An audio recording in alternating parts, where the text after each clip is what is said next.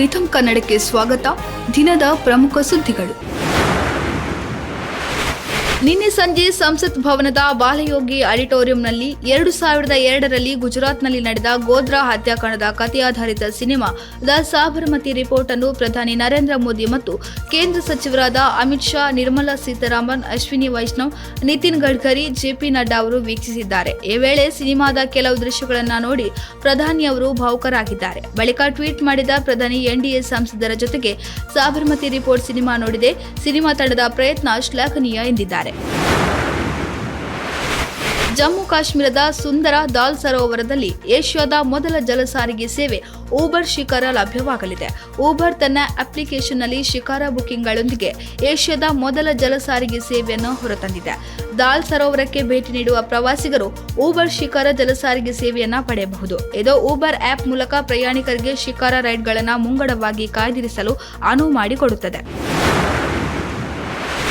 ಈ ಬಾರಿಯ ಕಲ್ಲಡ್ಕ ಶ್ರೀರಾಮ ವಿದ್ಯಾ ಕೇಂದ್ರದ ಹೊನಲು ಬೆಳಕಿನ ಕ್ರೀಡೋತ್ಸವವು ಡಿಸೆಂಬರ್ 7ರಂದು ನಡೆಯಲಿದ್ದು, ಕಾರ್ಯಕ್ರಮದ ಉದ್ಘಾಟನೆಯನ್ನು ರಾಷ್ಟ್ರೀಯ ಸ್ವಯಂ ಸೇವಕ ಸಂಘದ ಸರಸಂಘ ಚಾಲಕರಾದ ಮೋಹನ್ ಭಾಗವತ್ ಅವರು ನೆರವೇರಿಸಲಿದ್ದಾರೆ ಎಂದು ವಿವೇಕಾನಂದ ವಿದ್ಯಾವರ್ಧಕ ಸಂಘದ ಅಧ್ಯಕ್ಷರಾದ ಪ್ರಭಾಕರ್ ಭಟ್ ಕಲ್ಲಡ್ಕ ಅವರು ತಿಳಿಸಿದರು. ಬಿಸಿ ರೋಡಿನ ಪ್ರೆಸ್ ಕ್ಲಬ್ನಲ್ಲಿ ಪತ್ರಿಕಾಗೋಷ್ಠಿಯಲ್ಲಿ ಮಾತನಾಡಿದ ಅವರು, ಶಿಕ್ಷಣದ ಆಸಕ್ತಿ ಇರುವ ಪ್ರಮುಖರು ಸೇರಿಕೊಂಡು ರಾಷ್ಟ್ರೀಯ ಚಿಂತನೆಯಡಿಯಲ್ಲಿ ಪ್ರಾರಂಭವಾದ ಈ ಶಿಕ್ಷಣ ಸಂಸ್ಥೆ ಇದೀಗ ಬಹಳ ಎತ್ತರಕ್ಕೆ ಬೆಳೆದಿದ್ದು, ಪ್ರಸ್ತುತ ಸುಮಾರು 3,500 ವಿದ್ಯಾರ್ಥಿಗಳು ಶಿಕ್ಷಣ ಪಡೆಯುತ್ತಿದ್ದಾರೆ. ದೇಶಕ್ಕೆ ಮಾದರಿಯ ರೀತಿಯಲ್ಲಿ ಇಲ್ಲಿನ ಕ್ರೀಡೋತ್ಸವ ನಡೆಯುತ್ತಿದೆ. ರಾಷ್ಟ್ರೀಯ ದೃಷ್ಟಿಕೋನವನ್ನು ಶಿಕ್ಷಣದ ಜೊತೆಗೆ ಕೊಡುವಂತಹ ಒಂದು ಸಾರ್ಥಕ ಪ್ರಯತ್ನವನ್ನು ಕಳೆದ 4 ದಶಕಗಳಿಂದ ಶ್ರೀರಾಮ ವಿದ್ಯಾ ಕೇಂದ್ರ ಮಾಡುತ್ತಾ ಬಂದಿದೆ ಎಂದು ಅವರು ತಿಳಿಸಿದರು.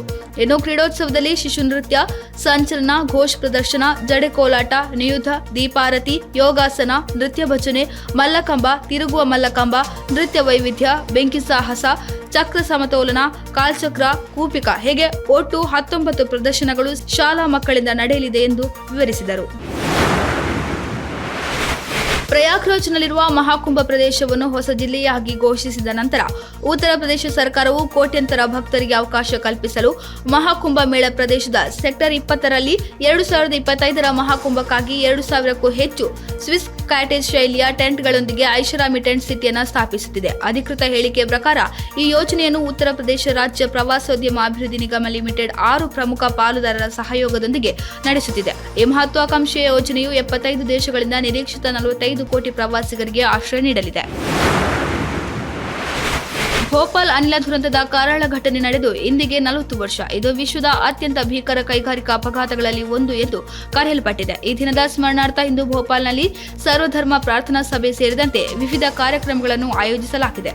ಕಾರ್ಯಕ್ರಮದಲ್ಲಿ ಭೋಪಾಲ್ ಅನಿಲ ದುರಂತದಲ್ಲಿ ಮೃತಪಟ್ಟ ಸಂತ್ರಸ್ತರಿಗೆ ಶ್ರದ್ಧಾಂಜಲಿ ಸಲ್ಲಿಸಲಾಗಿದೆ. ಇನ್ನೊಂದೆಡೆ ಕೇಂದ್ರ ಸರ್ಕಾರದ ಆಯುಷ್ಮಾನ್ ಭಾರತ್ ಯೋಜನೆಯು ಅನಿಲ ದುರಂತದ ನೋವನ್ನು ಕಡಿಮೆ ಮಾಡುವ ಕೆಲಸವನ್ನು ಮಾಡುತ್ತಿದೆ. ಪ್ರಧಾನಿ ನರೇಂದ್ರ ಮೋದಿ ಅವರ ಸೂಚನೆ ಮೇರೆಗೆ ಭೋಪಾಲ್ ಅನಿಲ ಸಂತ್ರಸ್ತರು ಮತ್ತು ಅವರ ಮಕ್ಕಳಿಗಾಗಿ ಆಯುಷ್ಮಾನ್ ಕಾರ್ಡ್ಗಳನ್ನು ರಚಿಸಲಾಗಿದೆ. ಕಳೆದ ತಿಂಗಳವರೆಗೆ 20,000ಕ್ಕೂ ಹೆಚ್ಚು ಸಂತ್ರಸ್ತರಿಗಾಗಿ ಆಯುಷ್ಮಾನ್ ಕಾರ್ಡ್ಗಳನ್ನು ಮಾಡಲಾಗಿದೆ.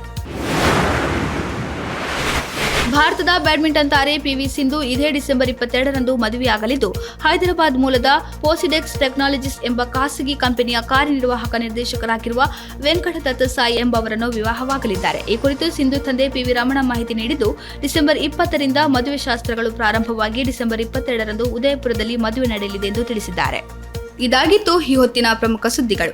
ಇನ್ನಷ್ಟು ಹೆಚ್ಚಿನ ವಿಚಾರಗಳಿಗಾಗಿ ವೀಕ್ಷಿಸಿ ರಿಥಮ್ ಕನ್ನಡ.